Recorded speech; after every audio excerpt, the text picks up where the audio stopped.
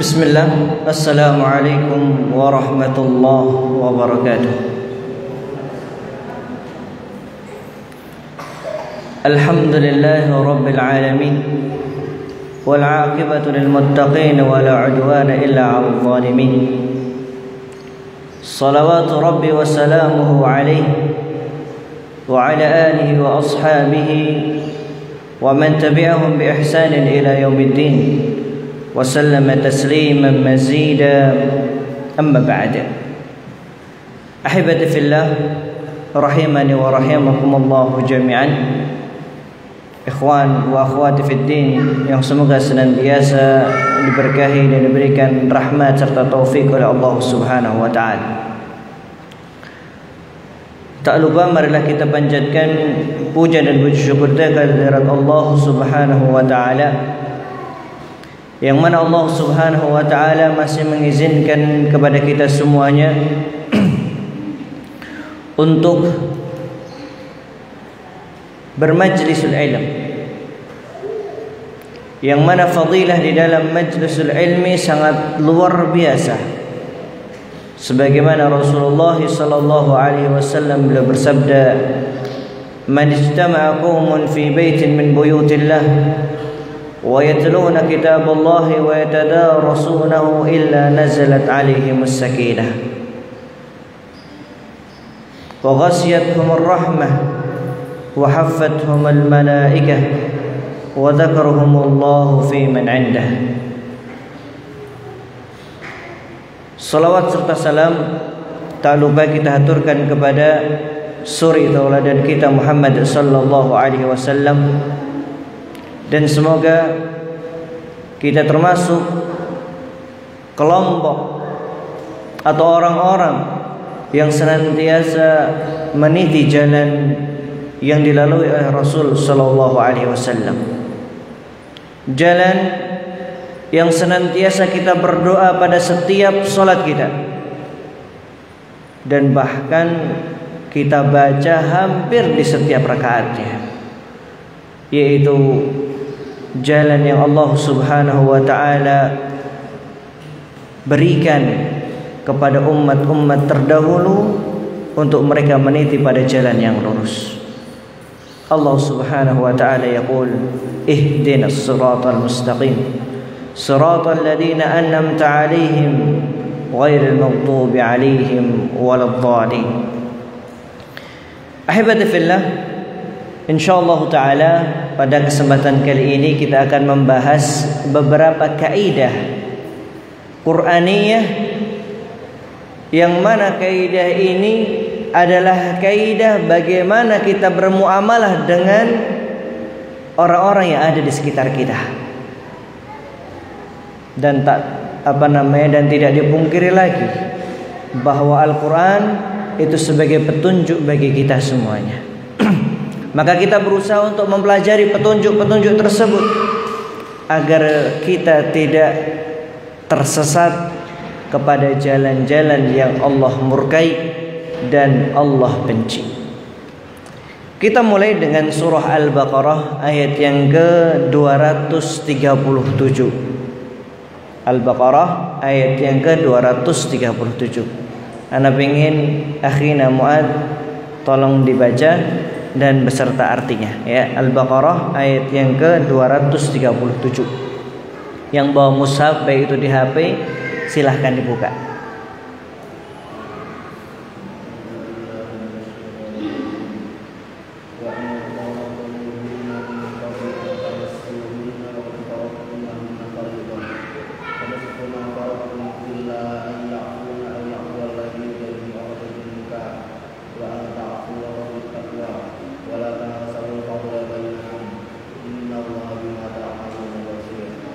Nah, Allah Subhanahu wa taala di dalam surah Al-Baqarah ini ayat yang ke-237.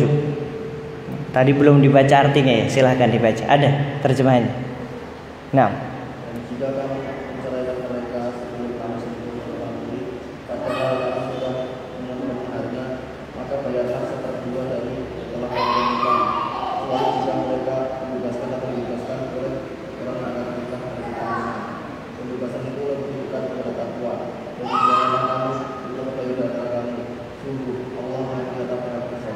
Masya Allah.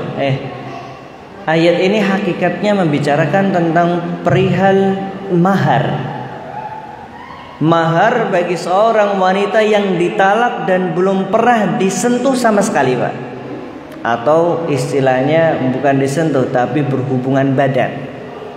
Kalau disentuh saja tidak masalah karena sudah melakukan akad nikah. Tapi ayat ini membicarakan tentang ketika seorang laki-laki menceraikan wanita. Mungkin yang punya anak bisa dikondisikan terlebih dahulu. Kemudian ya anak wanita tersebut ya sudah ditetapkan maharnya. Hanya saja seorang laki-laki yang telah melakukan akad dengannya belum melakukan hubungan badan sama sekali. Maka bagaimana caranya? Karena sudah terlanjur menyebutkan maharnya. Saya nikahkan, saya terima nikahnya Fulanah binti Fulan dengan mas kawin sekian, dibayar tunai contohnya. Maka laki-laki tersebut tetap harus membayar mahar, akan tetapi nisfu ma farrattum, setengah dari yang telah kalian wajibkan untuk diri kalian. Kalau sebelumnya dia mengatakan maharnya dengan emas 1 kilo contohnya. Kalau contoh nggak masalah Pak, mau besar juga nggak masalah. Maka ketika dia menceraikannya dan belum melakukan hubungan badan harus memberikan apa? Berarti setengah kilo dari emas tersebut. Ini kalau terjadi perceraian. Akan tetapi Allah Subhanahu wa taala memberikan isyarat karena seorang muslim itu diberikan motivasi oleh Allah Subhanahu wa taala agar menjadi pribadi yang memaafkan. Allah Subhanahu wa taala berfirman, "Illa ay ya'funa aw ya'fu alladhi biyadihi 'uqdatun nikah." Kecuali kalau perempuan tersebut dia sudah memaafkan, nggak usah mas, saya ikhlas ridho, karena belum menyentuh apa-apa ya sudah, nggak usah bayar mahar yang sudah ditetapkan tadi. Atau yang punya uqdatun nikah, tali daripada akad pernikahan tersebut. Wa anta'fu aqrabu littaqwa. Allah Subhanahu wa taala menyebutkan bahwa orang yang pemaaf mereka itu aqrabu littaqwa, lebih dekat dengan ketakwaan. Wala tansawul fadla bainakum. Nah, inilah kaidah yang nanti akan kita bahas. Wala tansawul fadla bainakum, dan janganlah kalian lupakan al-fadl, keutamaan di antara kalian. Innallaha bima ta'maluna basir, sesungguhnya Allah itu mengetahui, Maha mengetahui apa yang kalian kerjakan.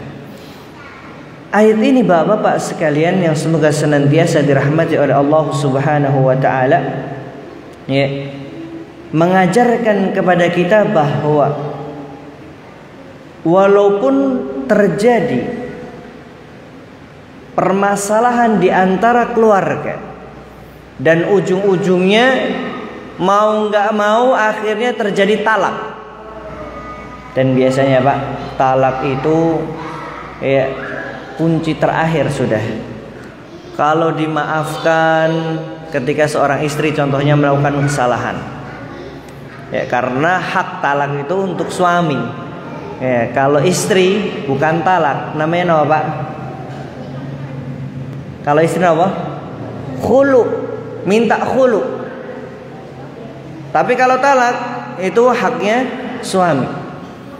Biasanya yang terjadi talak ketika menghadapi seorang istri yang nusus, yang tidak taat kepada suami, yang tidak mau menjalankan kewajiban-kewajibannya, akhirnya dinasihatin nggak mau, dan dihajar pun juga nggak mau. Kemudian apa? Dipukul pun juga nggak mempan. Akhirnya yang terjadi adalah talak. Talak yang terjadi. Akan tetapi bapak-bapak sekalian yang semoga senantiasa dirahmati Allah Subhanahu wa taala, terkadang atau mungkin banyak kita lihat di masyarakat, ketika seorang itu sudah yang namanya talak, boro-boro mau ingat kebaikan mantan suaminya, tapi yang terjadi apa? Dikulitin habis-habisan, seborok-boroknya semuanya disebutkan. Dulu fulan melakukan ini dan itu, dan mungkin perkara yang sir, yang rahasia, yang diranjang pun sampai diungkap-ungkap. Naudzubillah tsumma naudzubillah. Dan ternyata sang suami nggak mau kalah, Pak. Mantan suaminya nggak mau kalah, dikulitin sampai sehabis-habisnya. Disebutkan berbagai macam aib-aib yang luar biasa yang harusnya ditutup, aib tersebut. Padahal Allah Subhanahu wa taala dan Rasulnya sallallahu alaihi wasallam memerintahkan kepada kita untuk menutup aib saudara-saudara kita. Man satara musliman satarahullah. Kalau orang menutup aib orang lain, maka Allah pun akan menutup nanti kelak di akhirat. Yang harusnya orang-orang tahu kesalahannya, kesalahan yang telah kita lakukan di dunia. Akan tapi tatkala orang tersebut berusaha semaksimal mungkin untuk menutup aib saudaranya, maka Allah Subhanahu wa taala kelak akan menutup aib-aib kita di depan seluruh orang-orang yang ada di dunia. Karena penghakiman Allah nanti semuanya akan melihat, fulan melakukan ini, fulan melakukan itu. Dan kita kembali kepada firman Allah Subhanahu wa taala, wala tansawul fadla bainakum. Maka jangan sampai walaupun terjadi talak, tapi keutamaan-keutamaan yang ada pada pasangan kita itu jangan sampai kita lupakan. Dari mulai sang istri melahirkan anak kita, atau sebelumnya, Pak, sebelum lahir masih ada space waktu biasanya. Yang sebelumnya mau pergi kerja atau berangkat kerja, nggak ada yang menyiapkan yang namanya sarapan, nggak ada yang namanya menyiapkan baju kita. Masya Allah, apalagi pas awal-awal nikah. Waduh, semuanya seakan-akan serba perfect semuanya. Yang nampak-nampak yang bagus semuanya nampak di awal. Walaupun di akhir-akhir wallahu taala alam bisawab, jenengan yang lebih tahu, Pak, yang sudah lama nikahnya. Kalau kita masih berapa bulan, semoga Allah masih menjaga sampai nanti akhir. Amin ya rabbal alamin.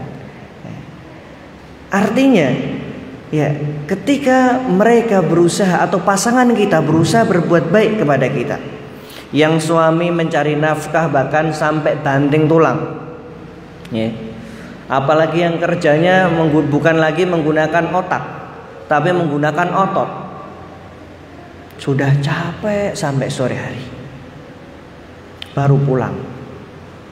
Yang narik ojek contohnya bahkan sampai malam baru pulang ke rumah, rasa capek. Kemudian ketika sampai rumah, istrinya sudah menyiapkan hidangan yang sangat luar biasa. Apalagi tahu, oh, hidangan yang disukai oleh suamiku nanti adalah ini, akhirnya disiapkan. Dan bahkan yang sebelumnya nggak bisa masak, latihan masak. Ada, Pak, istri yang nggak bisa masak, betul? Ada. Apalagi kalau beda daerah, harus menyesuaikan. Akhirnya apa? Sampai nyari di Google, nyari tutorial di YouTube cara masak lodeh, padahal cuma lodeh, Pak. Tapi sampai nyari. Karena apa? Pengen berusaha untuk memberikan semaksimal mungkin kepada pasangannya. Dan ternyata sang suami nggak lupa ketika mau pulang ke rumah membelikan oleh-oleh untuk keluarganya. Dan namanya permasalahan pasti akan ada. Rasulullah Shallallahu Alaihi Wasallam adalah orang yang paling baik dengan keluarganya. Pernah cekcok mboten kali keluarganya? Pernah. Istri-istrinya saling cemburu, ada. Akhirnya apa? Terjadilah mau nggak mau mungkin ada keluarga yang mengambil jalan terakhir, yaitu talak. Maka Allah Subhanahu wa taala mengatakan wala tansawul fadla bainakum. Janganlah kalian sampai lupa keutamaan-keutamaan di antara kalian.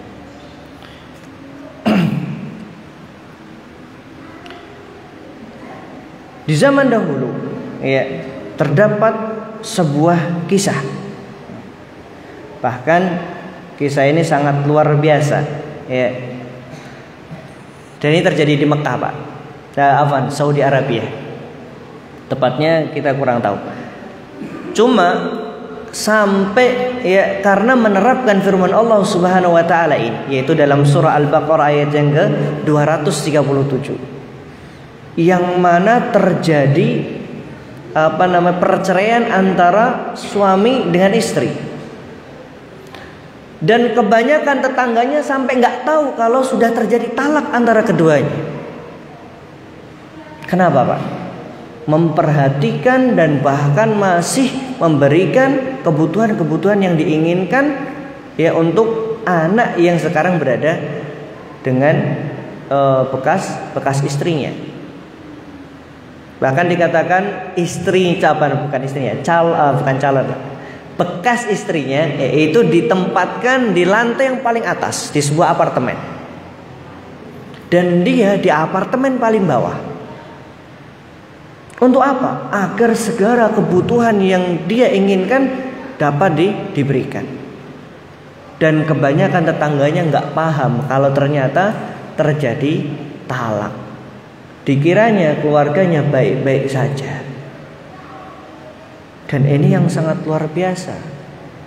Walaupun terjadi talak, akan tetapi berusaha untuk memperhatikan dan mengingat-ingat dahulu pernah melakukan kebaikan seperti apa untuk dirinya. Apalagi kalau seandainya punya anak. Dan kita tahu bahwa madrasatul aula, madrasah yang pertama untuk anak itu di siapa, Pak? Apakah di bapak? Enggak. Kebanyakan di mana? Di ibunya. Kecuali kalau istrinya kok diizinkan untuk jadi TKW. Nah, suaminya ngomong anak di rumah. Nah, ini beda lagi, Pak, urusannya. Dan saya kira yang laki-laki seperti ini, wallahu a'lam, kelakiannya hilang kemana. Istrinya banteng tulang, bahkan sampai ke luar negeri. Suaminya cuma nyusuin anak di rumah. Na'udzubillah sama na'udzubillah. Padahal ar-rijalu qawwamuna 'alan nisa'i bima faddala Allah. Qawwam. Namanya qawwam itu ya lebih tinggi, bukan lebih rendah. Ya. Maka ya, ketika fulan tersebut atau orang tersebut memperhatikan dan mengingat-ingat firman Allah Subhanahu wa taala, akhirnya apa? Tetap terjaga hubungan walaupun sudah bukan menjadi suami istri, akan tapi hubungan ukhuwah Islamiyah tetap terjaga. Nopo meleh kalau seandainya punya anak. Anak itu walaupun sudah cerai, Pak, kewajiban yang memberikan nafkah itu bukan suami yang baru, tapi nopo? Bapaknya yang asli yang wajib untuk memberikan nafkah. Kecuali kalau meninggal, maka siapa? Saudara-saudaranya. Saudara-saudara dari siapa? Dari si ayah yang berhak untuk membantu memberikan nafkah untuk anak-anak tersebut.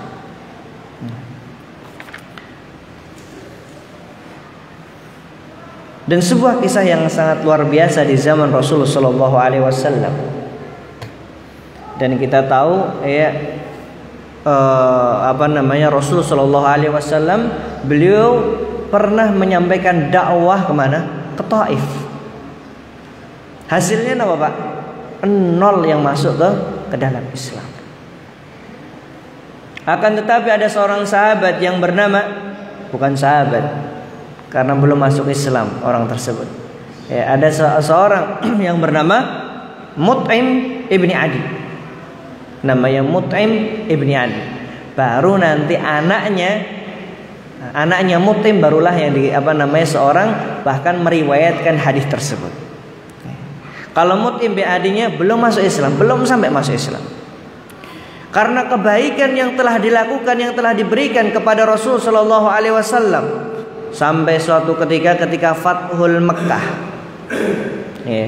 Akhirnya yang ditawan banyak di antara orang-orang kafir Quraisy.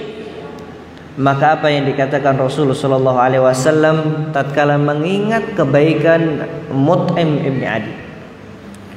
Beliau alaihi salatu wasallam bersabda, bukan Fathul Makkah tapi ketika Ghazwatul Badar, ketika perang Badar. Beliau mengatakan, "Lau kana al-Mut'im ibn Adi hayyan."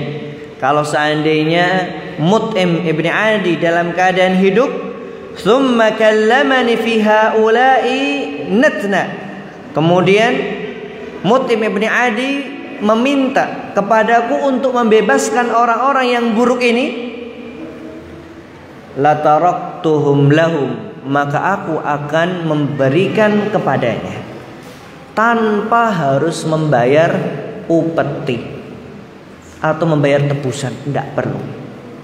Kenapa? Rasulullah SAW saja dalam hal ini masih mengingat kebaikan siapa? Seorang yang bernama Al-Mut'im ibn Adi.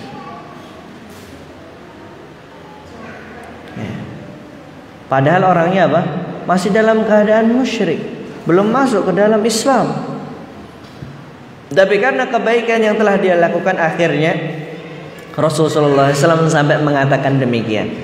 Kalau seandainya Mut'im ibn Adi meminta kepadaku untuk membebaskan orang-orang yang buruk ini ketika perang Badar, banyak tawanan yang dari orang-orang kafir Quraisy, maka aku akan bebaskan begitu saja. Karena sebab siapa? Al-Mut'im ibn Adi. Kemudian contoh yang lainnya yang perlu kita perhatikan adalah hendaknya apalagi kita harus memperhatikan seorang yang mengajarkan kepada kita terutama ilmu agama.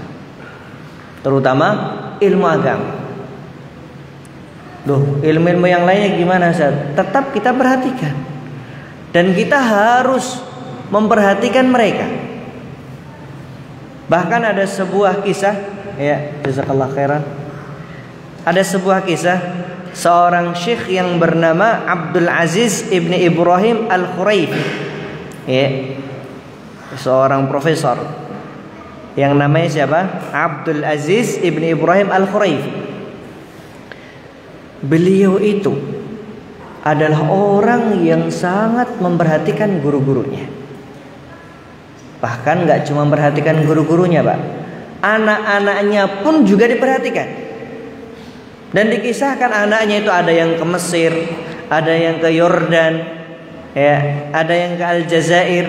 Semuanya beliau perhatikan kebutuhannya, kurangnya apa, beliau sampai memperhatikan hal tersebut.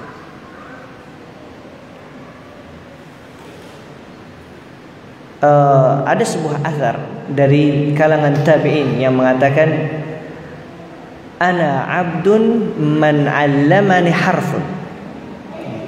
Aku itu adalah seorang budak bagi yang mereka mengajarkan kepadaku walaupun satu huruf. Sampai mengatakan apa? Aku ini budak mereka bagi yang mengajarkan kepadaku satu huruf.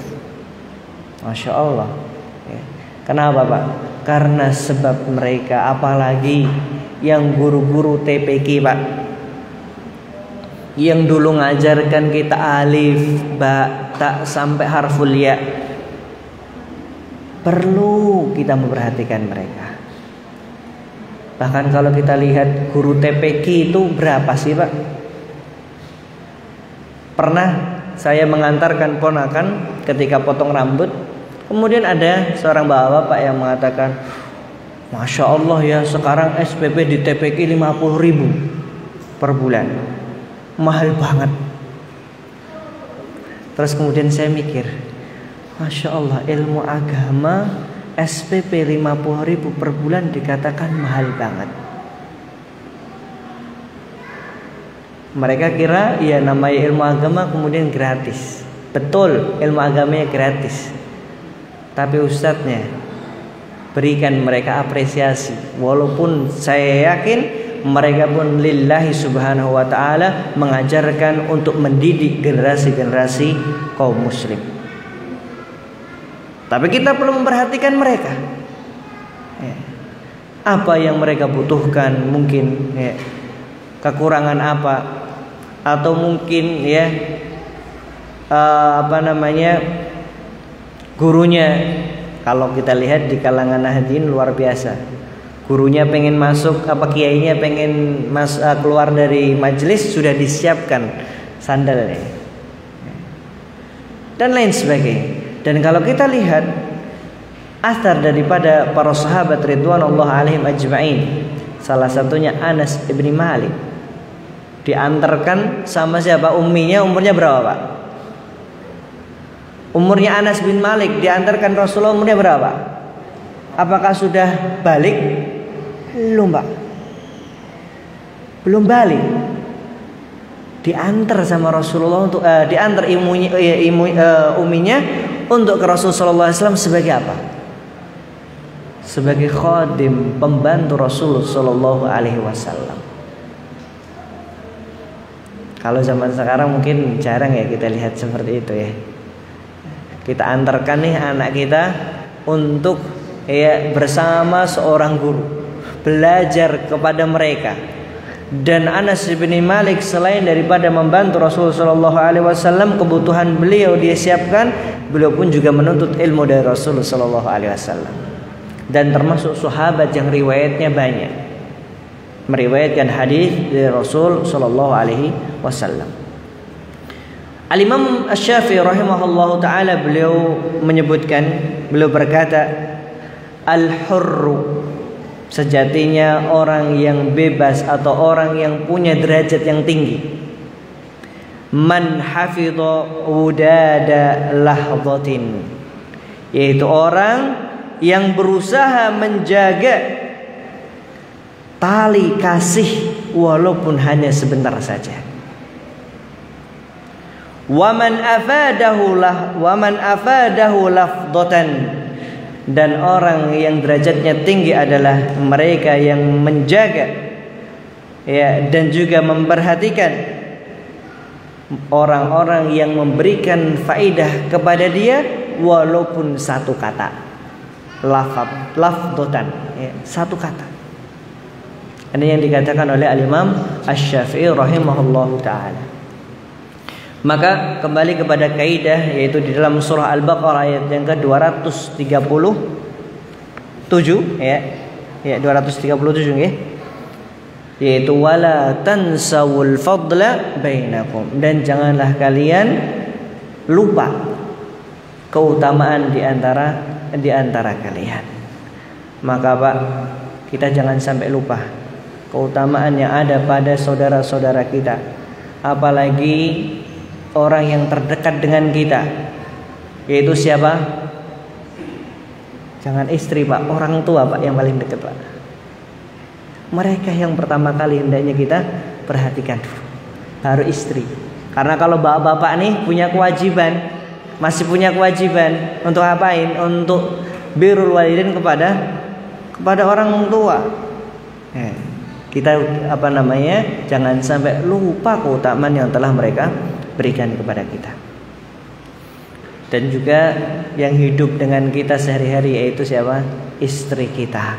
Jangan sampai kita lupakan. Begitu pula sang istri, jangan sampai melupakan kebaikan-kebaikan sang suami. Kemudian kita masuk pada kaidah yang berikutnya, yaitu dalam surah Al-Qiyamah ayat yang ke-14 sampai 15. Silahkan Akhina Mu'ad. Monggo yang lainnya yang bawa mushaf silakan dibuka.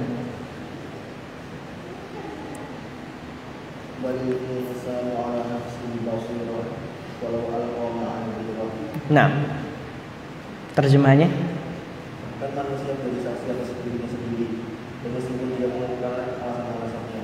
Nah, balil insanu ala nafsihi basirah walau alqa ma'adirah.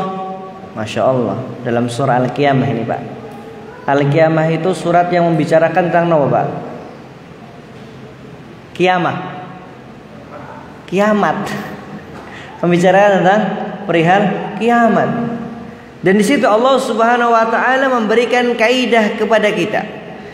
Yaitu apa? Balil insanu ala nafsihi basirah walau alqa ma'adirah. Dan sungguh sejatinya manusia itu tahu akan dirinya.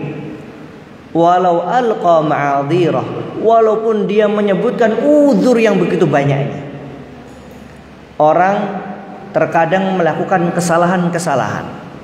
Tapi kalau suruh atau seandainya dikatakan, kamu salah ya tadi melakukan ini dan itu, maka dia akan menyebutkan apa? Enggak kok, yang salah itu bukan saya tapi teman saya. Tadi teman saya melakukan ini dia itu, akhirnya kenanya kepada saya. Apalagi kalau sudah di perusahaan, khawatir nanti ya akan dipotong gajinya, khawatir nanti tidak dianggap profesional. Akhirnya apa? Ketika ada kesalahan padahal yang melakukan adalah dia, akan menyebutkan uzur yang begitu banyak. Dan ternyata sejatinya hati kecil kita mengakui ternyata betul yang melakukan kesalahan adalah saya. Leres napa mboten Pak ayat niki? Terkadang kita melakukan demikian dan merasa bahwa kalau seandainya orang itu kalau mengakui kesalahannya adalah orang yang nanti levelnya akan turun, dianggap orang yang remeh, padahal enggak. Saya mau tanya Pak, kalau ada dua orang di kampung sama-sama melakukan kesalahan, tapi yang satunya banyak alasan, tapi yang satunya mengatakan iya, saya telah melakukan kesalahan ini dan itu. Kira-kira pandangan masyarakat yang gentleman siapa Pak? Yang mengakui kesalahan. Leres napa mboten? Betul nggih? Iya. Dan bahkan orang akan mengatakan, Masya Allah berani mengakui kesalahan. Dan pandangan orang kepada orang tersebut sudah beda lagi. Tapi kepada yang awal, alah jireh, nggak mau ngakuin kesalahan. Betul memang nggak banyak bukti-bukti yang ada. Akhirnya dijadikan hal tersebut untuk menyebutkan alasan-alasan yang begitu banyak. Dan perlu kita ketahui bahwa dalam hati kecilnya dia mengakui kalau kesalahan tersebut yang melakukan adalah dia. Dan apakah kalau orang itu melakukan kesalahan malah turun pamornya? Enggak Pak. Tapi kita lihat firman Allah Subhanahu wa taala dalam surah Asy-Syams ayat yang ke-9. Allah Subhanahu wa taala yaqul, qad aflaha man zakkaha. Dan sungguh beruntung orang-orang yang zakkaha, berusaha untuk mensucikan dirinya. Bukan kok menyebutkan uzur-uzur agar dia sok suci, bukan Pak. Tapi dia mengakui bahwa dia telah melakukan kesalahan, kemudian dia berusaha untuk membersihkan tersebut, membersihkan kotoran-kotoran tersebut, dosa-dosa tersebut. Tapi Allah mengatakan qad aflaha, sungguh beruntung orang-orang yang melakukan demikian. Bukan buntung sanes, tapi untung. Beruntung orang-orang yang berusaha mensucikan dirinya. Apalagi di dalam sebuah hadis Allah Subhanahu wa taala yaqul, Rasul sallallahu alaihi wasallam bersabda, "Wa ma zadallahu bi'afwin illa 'izzan." Dan tidaklah Allah itu akan memberikan kepada dia tambahan berupa apa? Izzan, kemuliaan, karena sebab dia mau memaafkan pada dirinya. tahu bahwa dirinya ini salah. Bukan lagi malah menyebutkan udzur-udzur yang begitu banyak. Apalagi sampai menyalahkan siapa? Orang lain. Naudzubillah, tsumma naudzubillah. Dan kalau kita lihat bahwa seorang mukmin itu sejatinya punya sifat yang sangat luar biasa. Disebutkan di dalam surah An-Nisa ayat yang ke-65. Allah Subhanahu wa taala yaqulu fi kitabihil karim, "Fala wa rabbika la yu'minuna hatta yuhakkimuka fima shajara bainahum, thumma la yajidu fi anfusihim harajan mimma qadaita wa yusallimu taslima."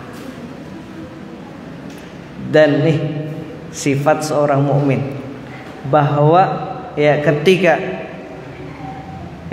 thumma la yajidu fi anfusihim harajan mimma qadaita wa yusallimu taslima, atas apa yang sudah ditetapkan untuk dirinya. Ketika dia melakukan kesalahan mungkin ya, ketika dia berhukum kepada hukum Allah Subhanahu wa taala dan antum salah, maka seorang mukmin itu ya sudah berserah diri, enggak lagi menyebut-nyebut alasan-alasan untuk menyelamatkan dirinya, bukan. Tapi Pak, yang perlu kita perhatikan ketika kita melakukan kesalahan, jangan cuma ngaku tok, tapi kita harus berusaha apa? Untuk merubah diri kita menjadi yang lebih baik. Maka tadi Allah Subhanahu wa taala mengatakan qad aflaha man zakkaha. Apakah hanya sekedar mengakui kesalahan? Enggak. Tapi apa? Berusaha untuk membersihkan dirinya. Itu yang harus kita lakukan. Tapi kalau cuma mengatakan betul saya salah, kemudian diem, besok lagi melakukan, iya betul saya salah, iya nggak akan beruntung orang-orang seperti itu. Malah akhirnya apa? Timbul rasa sombong yang adanya. Terus nek aku salah, kowe ngopo? Nah, biasanya kan gitu Pak. Itu kalau itu bukan orang-orang yang beruntung, tapi orang-orang yang sombong. Naudzubillah, tsumma naudzubillah. Dan ini Pak, jujur terhadap diri itu memang sulit sekali. Apalagi kalau sudah menjadi seorang pemimpin. Sulitnya minta ampun Pak. Padahal mungkin kesalahannya nyata, kelihatan, anak buahnya paham. Tapi ya sudahlah, anak buahnya pun juga nggak berani ngomong apa-apa, diam aja sudah. Dan jujur terhadap diri atas kesalahan yang kita lakukan itu sangat luar biasa. Bisa jadi kita telah melakukan kesalahan kepada orang tua. Bisa jadi kita nih melakukan kesalahan terhadap anak kita, atau anak kepada bapak, atau murid kepada guru, guru kepada murid. Bisa jadi melakukan kesalahan dan mengakui akan kesalahan tersebut dan berusaha untuk menjadi orang yang lebih baik, sangat luar biasa. Sangat luar biasa. Para nabiullah, anbiya, mereka ketika melakukan kesalahan itu tahu Pak, menyadari pada diri mereka. Seperti siapa? Yaitu Nabi Adam alaihissalam. Ketika Allah Subhanahu wa taala mengatakan kepada Adam dan Hawa, silahkan kalian mau makan apapun yang ada di surga kecuali pohon ini saja atau buah ini saja. Jelas napa mboten Pak perintahnya dari Allah, jelas sekali. Akan tetapi tatkala terkena hasutan oleh syaitan atau iblis laknatullahi alaih, akhirnya melakukan kesalahan. Tapi tatkala seorang itu Nabi Adam alaihissalam melakukan kesalahan, langsung ingat. Seperti yang disebutkan oleh Allah Subhanahu wa taala di dalam surah Al-A'raf ayat yang ke-23. Allah Subhanahu wa taala yaqul qala rabbana zalamna anfusana. Keduanya yaitu Adam dan Hawa mengatakan, Rabbana, ya Rabb kami, zalamna anfusana, sungguh kami telah berbuat zalim terhadap diri kami. Ya, wa illam taghfir lana, kalau seandainya Engkau ya Allah tidak mengampuni kami, wa tarhamna, dan menyayangi kami, lanakunanna minal khasirin, sungguh kami akan menjadi orang-orang yang sangat-sangat merugi. Nabi Adam alaihissalam dan juga ibunda kita yaitu Hawa mengakui kesalahannya. Apakah kemudian Nabi Adam alaihissalam menjadi nabi yang buruk? Enggak. Bahkan kita seorang muslim harus mengagungkan siapa? Nabi Adam alaihissalam. Bahkan beliau adalah bapak kita, bapaknya umat manusia. Dan juga Nabi Nuh alaihissalam tatkala melakukan kesalahan yang serupa, tidak mendengarkan perintah Allah Subhanahu wa taala, maka kemudian apa yang beliau katakan disebutkan di dalam surah Hud ayat yang ke-37. Allah Subhanahu wa taala yaqul qala rabbi inni a'udzu bika an as'alaka ma laysa li bihaqq ma laysa li bihi 'ilm wa illa taghfirli wa tarhamni akum minal khasirin. Afwan, Nabi Nuh alaihissalam. Maka beliau pun mengatakan atau berdoa demikian, ya Allah, Rabbi inni a'udzubika an as'alaka ma laysa li bihi 'ilm. Ya, beliau meminta maaf sama Allah dan bahkan meminta ampunan atas apa yang telah beliau pertanyakan pada perkara yang beliau sebenarnya tidak tahu ilmunya. Dan bahkan mengatakan wa illa taghfirli wa tarhamni akum minal khasirin. Ya, sama seperti perkataannya Nabi Adam alaihissalam. Dan juga Nabi Musa alaihissalam. Nabi Musa padahal niatnya baik, Pak. Pengen apa? Pengen melerai antara dua orang yang berkelahi. Dan bahkan dikatakan hanya sekedar mendorong saja. Tapi dorongannya Nabi Musa ternyata sampai menjadikan orang tersebut mati, Pak. Saking kuatnya mungkin. Akan tetapi Nabi Musa alaihissalam mengakui bahwa menghilangkan nyawa termasuk perbuatan yang tidak baik. Maka beliau di dalam surah Al-Qasas ayat yang ke-16 Allah menceritakan, Rabbi inni zalamtu nafsi faghfirli. Doanya Nabi Musa alaihissalam, ya Allah, sesungguhnya aku telah berbuat zalim terhadap diriku, faghfirli, maka ampunilah aku ya Allah. Faghfara lah, maka Allah pun mengampuni dosanya Nabi Musa alaihissalam. Di sini kita tahu bahwa mengakui kesalahan atau jujur terhadap diri sendiri adalah perbuatan yang bahkan dilakukan oleh para nabi-nabi kita alaihimussalam.